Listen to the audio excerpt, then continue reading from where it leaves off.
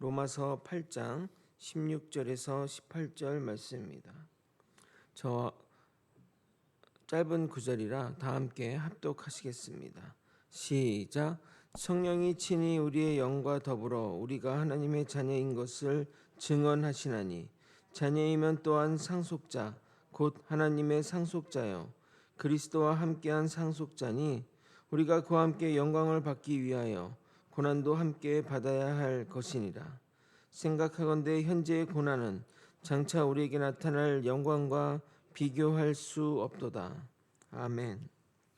우리가 성령의 지배를 받아 몸의 행실을 죽이면 우리의 영은 죽지 않을 것이며 우리의 썩을 육체도 완벽한 몸으로 부활하게 될 것입니다. 성경에는 지옥과 천국에 대한 정보가 적은 편입니다. 그러다 보니 천국에 대한 기대도 지옥에 대한 염려도 적은 것이 사실입니다. 그러나 지옥은 하나님이신 예수님도 극도로 가기 꺼려 하셨다는 사실과 어제 본문에서 보듯이 영원한 죽음이라는 것을 잊어서는 안 됩니다. 우리가 성령의 인도함을 받게 되면 하나님의 아들이 되는 놀라운 축복과 하나님을 아바 아버지라 부를 수 있는 특권이 주어집니다. 이 놀라운 특권을 우리가 누리며 살았으면 좋겠습니다. 오늘은 우리가 어떻게 하나님의 자녀인지를 확인하는지 믿음의 확신에 관한 말씀과 우리가 하나님의 자녀인 것이 어떤 의미인지를 깊게 상고해 보도록 하겠습니다. 오늘도 말씀을 통해 주의 자녀된 복을 누리며 살아가는 우리가 되길 예수 그리스도 이름으로 소원합니다. 성령의 인도함을 받는 사람은 하나님의 아들입니다. 우리가 하나님께 이방이 되어 자녀가 되었기에 하나님을 아바 아버지라 부를 수 있게 되었습니다. 그럼 우리가 하나님의 자녀인 것에 대한 증거가 있는가? 또 그것에 대해 어떻게 확신할 수 있는가? 사도 바울은 첫 번째로 성령이 증언하고 있으며 두 번째로 우리 자신의 영이 증언한다고 말하고 있습니다. 16절을 다시 한번 읽겠습니다. 성령이 친히 우리의 영과 더불어 우리가 하나님의 자녀인 것을 증언하시나니. 성령님이 우리의 영과 긴밀하게 연합하여 우리가 하나님의 자녀임을 증언합니다. 성경에는 두 명의 증언이 필요하기에 성령과 우리의 영이 필요한 겁니다. 그런데 우리 영이 하나님의 자녀라고 증언하는 객관성은 어떻게 확보하는 것일까요? 자기 확신이나 맹신으로 스스로 하나님의 자녀라 믿을 수도 있는 것 아니냐 의구심이 들 수 있습니다. 성령님은 우리에게 하나님의 자녀임을 확신하도록 강한 내적 확신을 심어줄 뿐만 아니라 하나님의 사랑을 경험시켜 주십니다.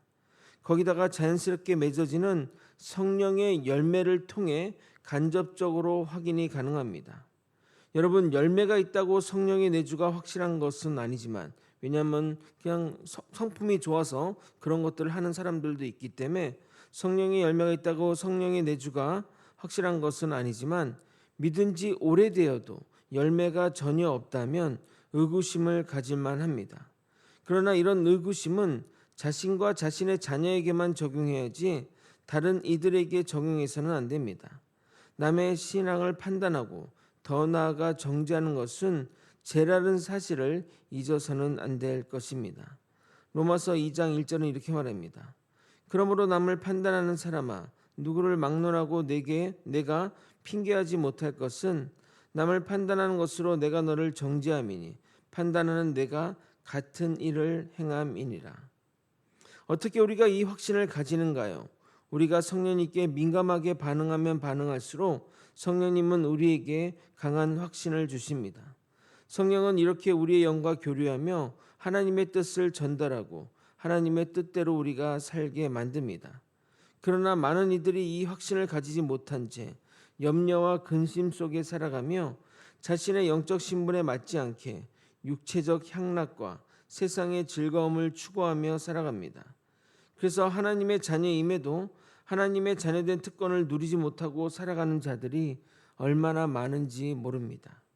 그러지 않기 위해 항상 깨어 기도하며 우리의 영적 신분을 깨닫고 주의 자녀로 살아가야 할 것입니다. 이어지는 17절은 제가 생각하기에 성경에서 중요한 성경 구절을 꼽으라면 100구절 안에 꼭 들어가야 할 구절이라 생각됩니다. 17절을 여러분이 한번 읽어보도록 하겠습니다. 시작. 자녀이면 또한 상속자 곧 하나님의 상속자요 그리스도와 함께한 상속자니 우리가 그와 함께 영광을 받기 위하여 고난도 함께 받아야 할 것이니라. 우리가 하나님의 자녀라는 것은 하나님의 것을 물려받는 상속자라는 말입니다. 일반적으로 세상의 왕의 상속자이면 손 하나 까딱할 필요 없는 귀한 자리로 여겨지지만 하나님의 나라는 낮은 자가 높은 자이기에 가장 높으신 분이 섬김의 자리로 나서야 합니다. 그러므로 당연히 고난도 앞장서서 받고 아픔도 함께 누려야 하는 겁니다. 만약 영광만 받고 고난을 안 받겠다고 하면 영광도 우리의 것이 될 수 없는 것입니다. 물론 사도 바울이 이런 말을 하는 이유는 이 편지를 받는 로마 교회 성도들이 받는 박해를 염두에 두고 하는 말입니다. 그들이 예수를 믿음으로 인해 받는 박해를 해석하기 위해 고난을 이겨내라고 이렇게 말한 것입니다. 그런데 여기서 주의해야 할 것은 이 고난은 주를 따름으로써 받게 되는 고난만을 말하는 겁니다.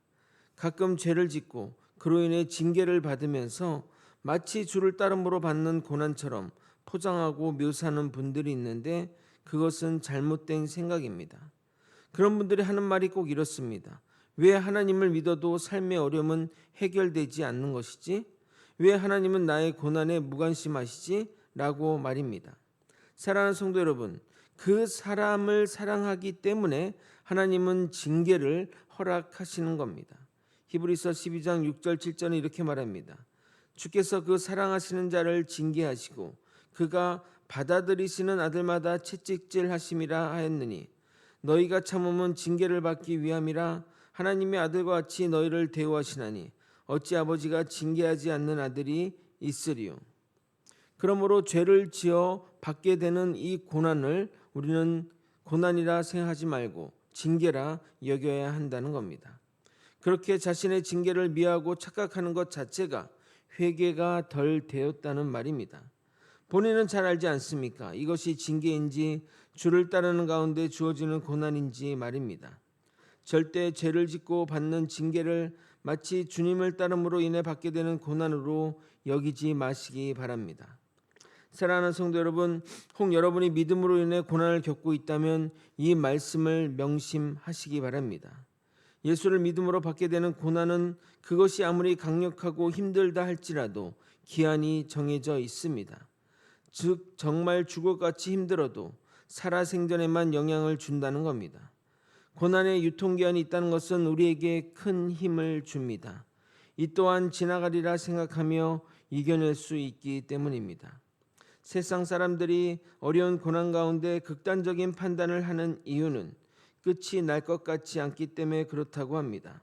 그러나 우리는 영혼을 믿는 자들에게 아무리 힘든 고난도 죽으면 끝이 난다는 사실을 알기에 사망을 조롱하는 경지에 오르게 된다는 것입니다.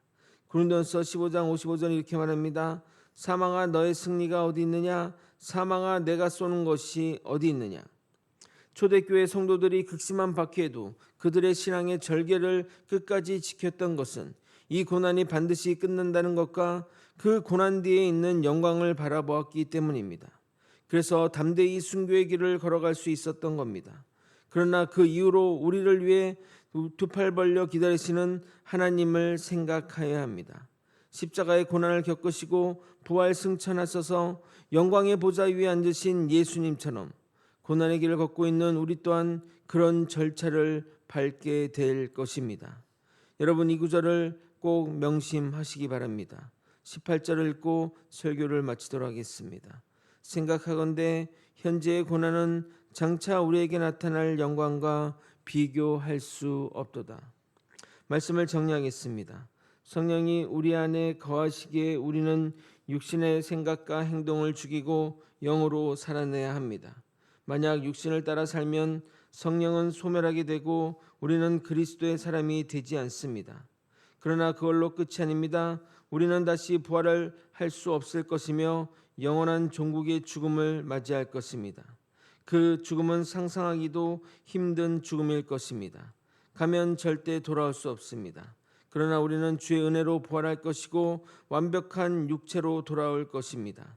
그리고 하나님의 자녀가 되어 하나님을 아바 아버지라 부르게 될 것입니다. 우리에게 주어지는 이 고난을 믿음으로 이겨내면 우리에게 주어지는 그 엄청난 영광과 하나님과 함께하는 동행하는 그 축복을 우리 모두 누리게 될 것입니다.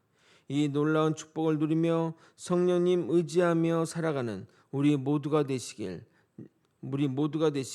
예수 그리스도 이름으로 축원드립니다. 기도하시겠습니다. 하나님의 말씀 따라 순종하며 살아가는 우리 모두가 되게 도와주시옵소서. 아버지여, 우리에게 있을 영광을 생각하면 지금 주어지는 고난과 어려움은 아무것도 아님을 깨닫게 하여 주시옵소서. 믿음으로 주님을 바라보며 고난 뒤에 계신 주님을 바라보며 하나님과 동행하며 성령님과 동행하며 이 길을 이겨내가는 우리 모두가 될 수 있도록 역사하여 주시옵소서. 이 모든 것 우리 주 대신 예수 그리스도 이름으로 기도드리옵나이다. 아멘.